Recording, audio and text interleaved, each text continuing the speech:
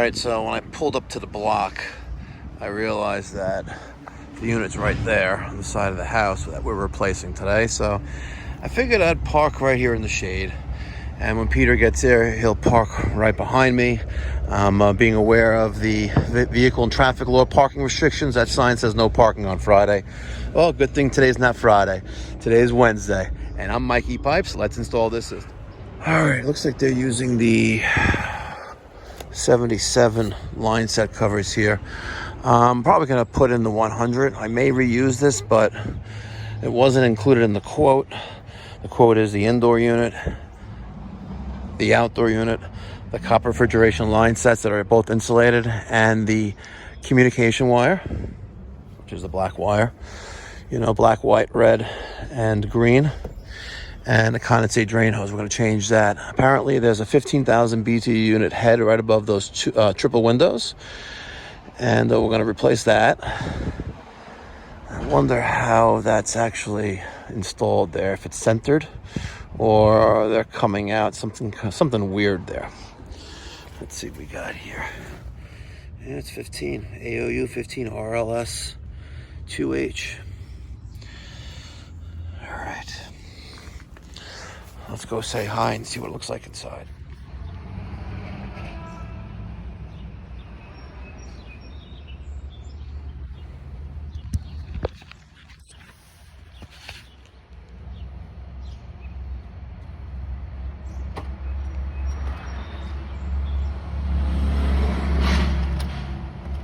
Good morning, sir.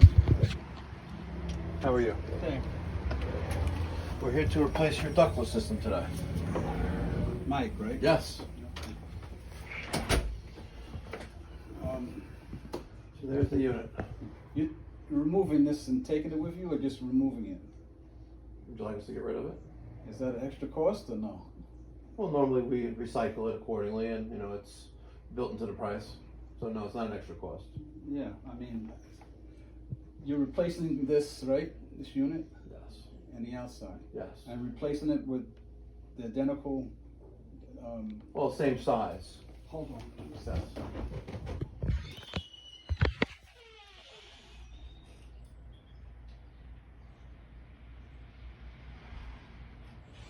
All right, back outside. Let's start by taking a look at this power. Not too bright when they did this. And we'll have to fix this whip.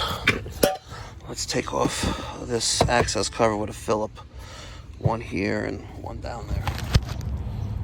So about 12 years, 14 years? When did it stop working? It still works. It's just, I thought it needs some Freon in it. Okay. So what did you do? I called somebody and then he was telling me the cost, and I thought it was ridiculous. What, to add the refrigerant? Yeah. I added it 1 year. It was cost me $300 1 year. This year he wants to charge me $1,350. Really? Yeah. The thing only carries a little over 2.5 pounds. Thank you. So even at, you know, and people think our prices are expensive, but we charge $127.50 a pound, and you know, at most about $250 there. But Yeah, it was ridiculous. yeah.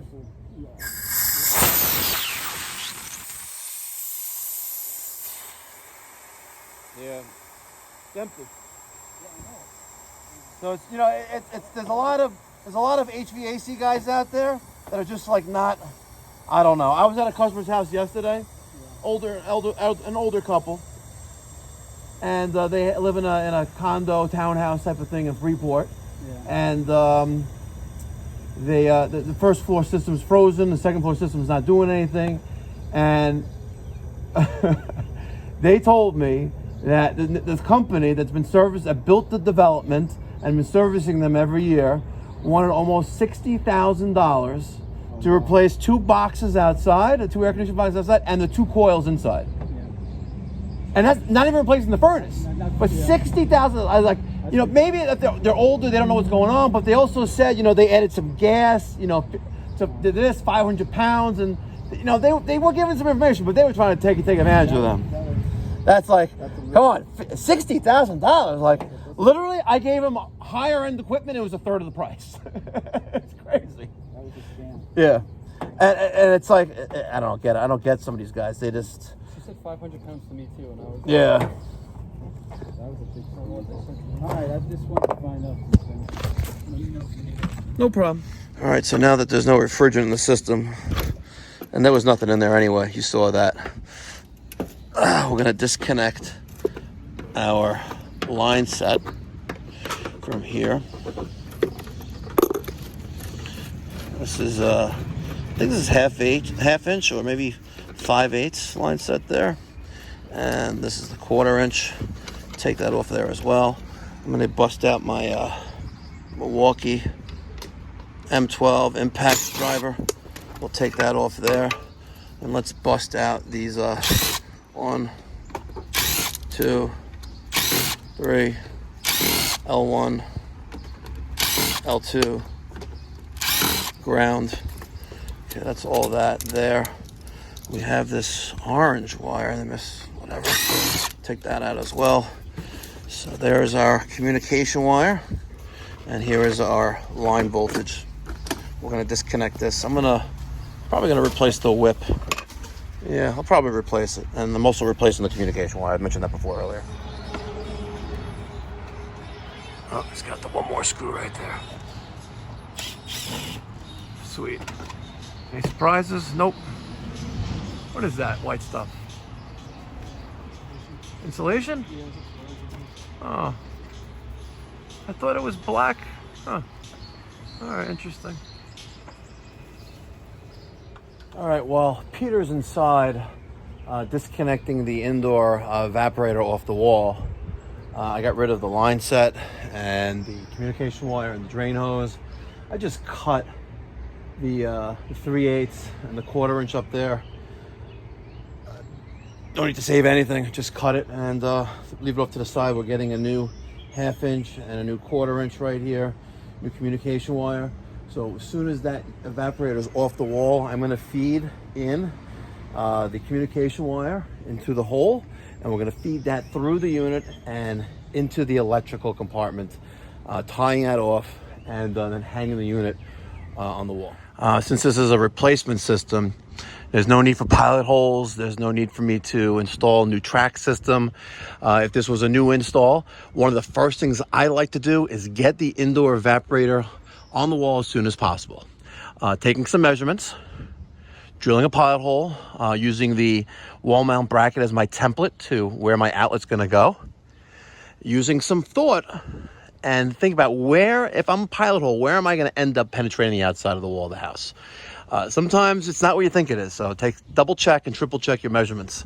Drill your pilot hole, then field observe where that hole is outside, and then make your 2.5 inch hole or whatever hole you need for the line set, drain, and communication wire.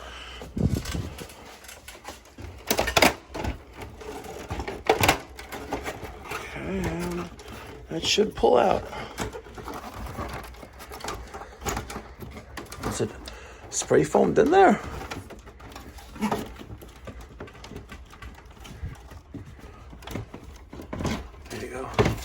Perfect. Careful, careful, careful. Excellent. Okay. I did get a little bit of water in the indoor unit. There it is. It comes in. Okay, not much. Just drop it right into put it outside. There's the indoor cover. So there's that wall-mounted bracket. There's our sleeve. I did a nice job with the insulation there. Let's see what how the existing wall mount bracket compares to the new one. All right. They must have, I swear, a sale on this blue tape overseas, because I've never seen this in any stores in the US. Literally. Millions of pieces of blue shipping tape. Like it's even on the damn remote. Come on.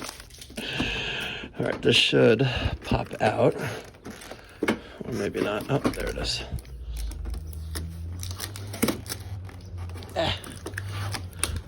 Come on. Okay. Let's see how this compares to the existing one. It's different. But I'm gonna reuse, not gonna reuse the existing one. We're gonna use the new wall mount bracket. Peter's sending me the hole right now. The wire for the electric. Perfect. And I'm gonna get the screw gun and take that bracket off the wall. All right, take that screw out.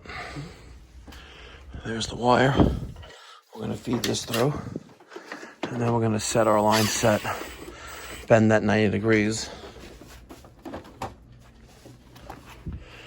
And shove it into the hole once it replaces. All right, so we got the indoor unit on the wall, and as we're getting it on the wall, the homeowner goes like, oh, "This is not the unit I thought I was getting." And I thought maybe for a split second, I really thought that Asher effed up at Ferguson and Lynbrook, and then also Peter effed up. Yeah. You sold this job. You get a little commission for it as well, but then I go to House Call Pro and I see the exact model of what we proposed, and that's what he approved, and that's what we're installing. Came out really nice. I was a little nervous. I was very, very nervous. But then he's talking about, well, what's the SEER rating? And I had that in my hand. And federal law, oh my God. I committed a federal felony. Federal law prohibits the removal of this label before consumer purchase. Oh, I thought it said federal law prohibits removal by anyone other than a consumer. Yeah, whenever I see Danny rip it off, I'm like, technically that's against the law. So the homeowner was concerned about what the SEER rating of the system is, and keep in mind we're using SEER 2.0 right now, and this is 25.3 SEER. Let's go give them the great news.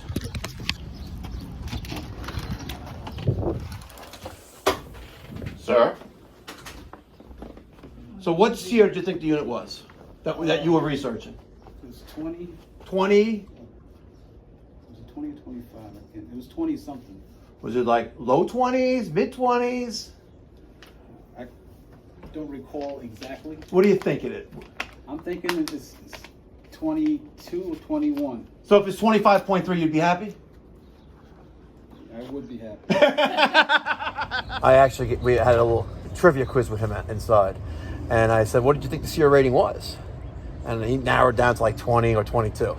And so I said, if it's 25.3, you'd be a happy man, right? And he had a little smirk in his face, and his wife starts laughing. He was like, can't find the SEER rating. He's looking online. He's at like HVACwarehouse.com looking at prices.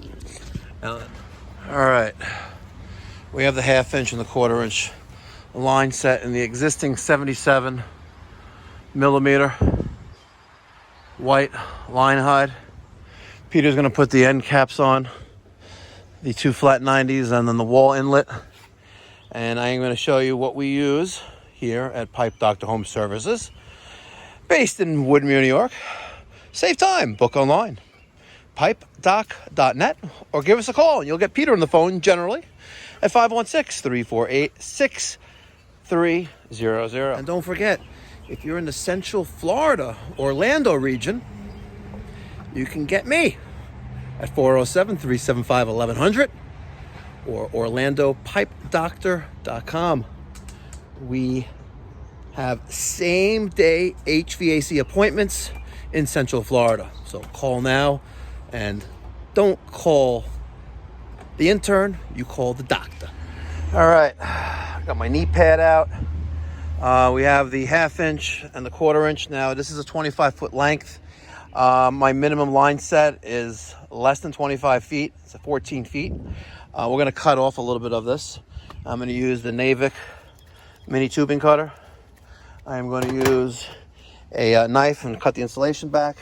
And then I'm going to use the Navic automatic flaring tool to put some nice flares on there. And I'm going to make sure that I put my flare nuts on before I flare the pipe. All right, so I already did the first one, the 1/4 inch. I'm now going to do the 1/2 inch. And I'm just going to carefully bend the piping to match the contour of the 1/4 inch. And I'm going to show you how I do that.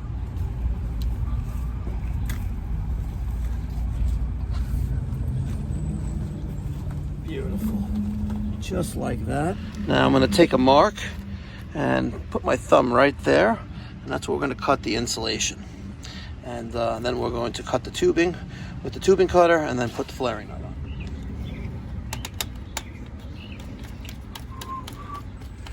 Let's cut that right there. And by the way, before we solidify our line set covers that conceal the communication wire, ooh, big ass earwig, the communication wire. Oh, I'm sorry there, tough guy, you die now. Less pain. The communication wire, the drain hose, and the 1/2 inch and the 1/4 inch insulated copper refrigeration lines, we tested the drain at the evaporator again, just by pouring some water on top of the evaporator coil. Okay, let's get the, what's that? Yeah, they come on the other unit. So we're going to reuse the brass nut, flaring nut, that's on the condensing unit. The ones that were on the end of the, these were on the end of the indoor unit. I just used the ones that came factory flared. So we're going to take that, put that right there. Now this is 3/8 or 1/2 inch. Let's see what we got here. Is this the right size? 1/2 inch, perfect. So is this the right one we need? Yes, it is. Okay, let me show you. There it is, like that. And I'm going to use this little doodad. Spin this around a little bit. That little notch is sitting right there. And if you notice, I'm not deburring the inside of the pipe. There's absolutely no need to deburr this pipe right now. When I flare this, that cone is going to deburr. There's no need to deburr this.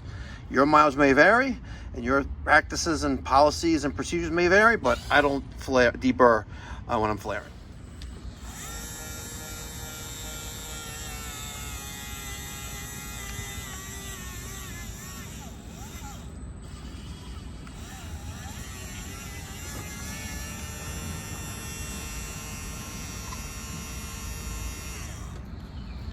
What was that? 17 seconds? Perfect flare. Every time.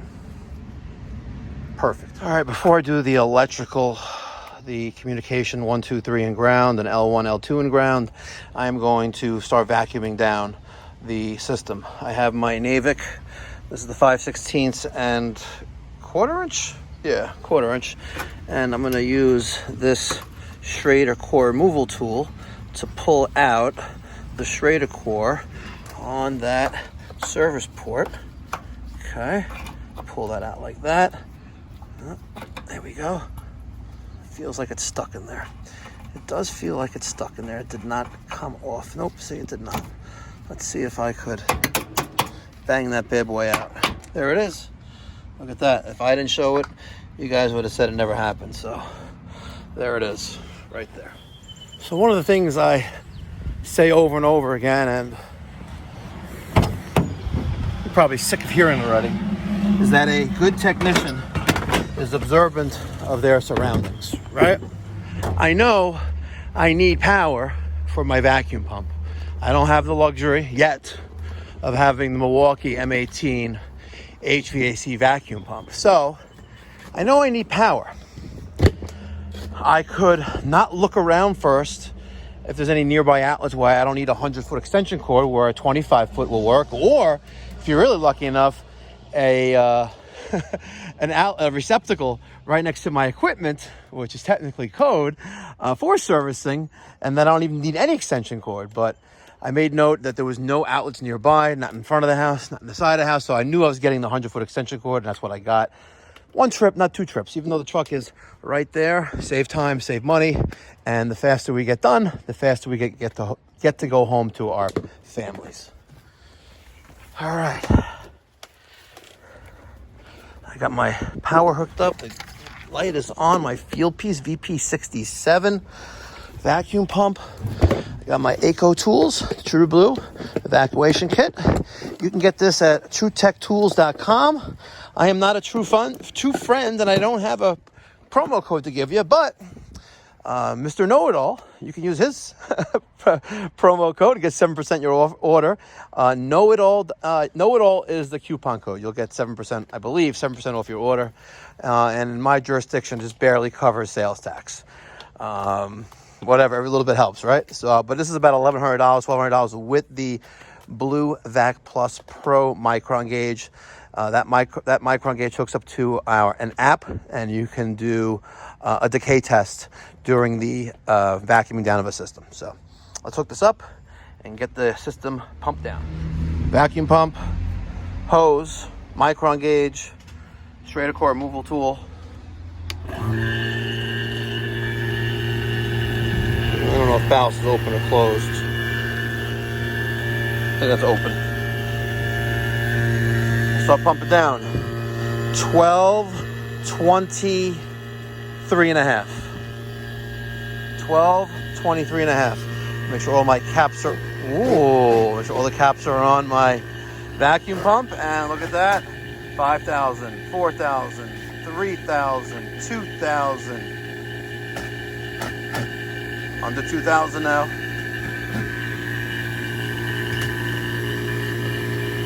18, 16, 15, 16, 17, 18.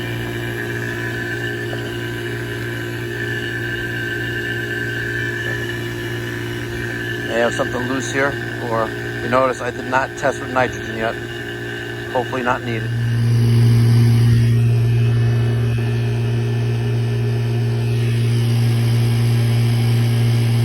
$550, $500, $450, $410, $400, $370, $360. Okay, let's let this sit. Let's wire this bad boy up. It's asking us to use crimp type terminal for terminal block. It says be sure to use. It doesn't say you must use. It says be sure to use. So I have. Look at that. We have. So let's use them. All right, 1237-ish, 38. I did not use crimp connectors on my communication wire. It's solid wire. I think it's perfectly fine. I did use crimp connectors for my L1, L2, and ground coming from my disconnect panel. And I also took some zip ties and secured it to the little wire holders that they have right there. Got that in nice and easy. You guys know I believe in doing one better than the last, and getting something down to 60 microns is kind of like the norm around here. Let me close this. It's probably going to jump up real fast to wow, it went up to 81 and it started to drop down again. Now it's climbing up back up again. You're never really going to get all the moisture out of the system, all of it, but if you get down to 500 microns, that's industry standard. I go down to as low as possible, which normally I've seen them in the low 50s. And we're slowly climbing, but that's okay. She will definitely pass a decay test. This system is tight and good. 93, 94, so pretty damn good right there. Let's churn one more time. Open that back up again.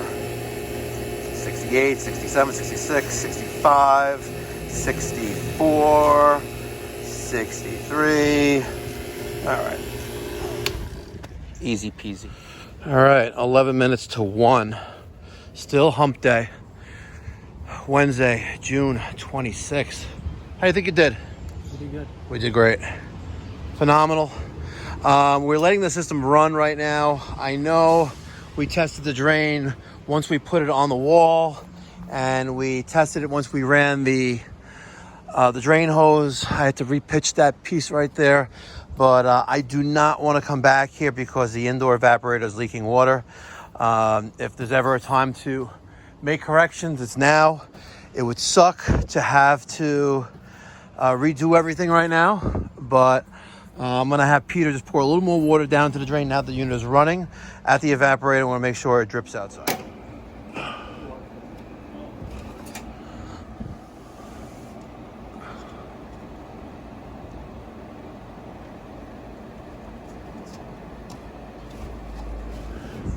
I'll take some more. It's easier with the plastic cup.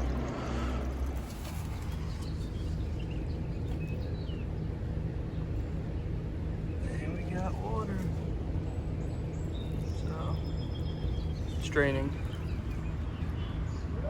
Yep, all good.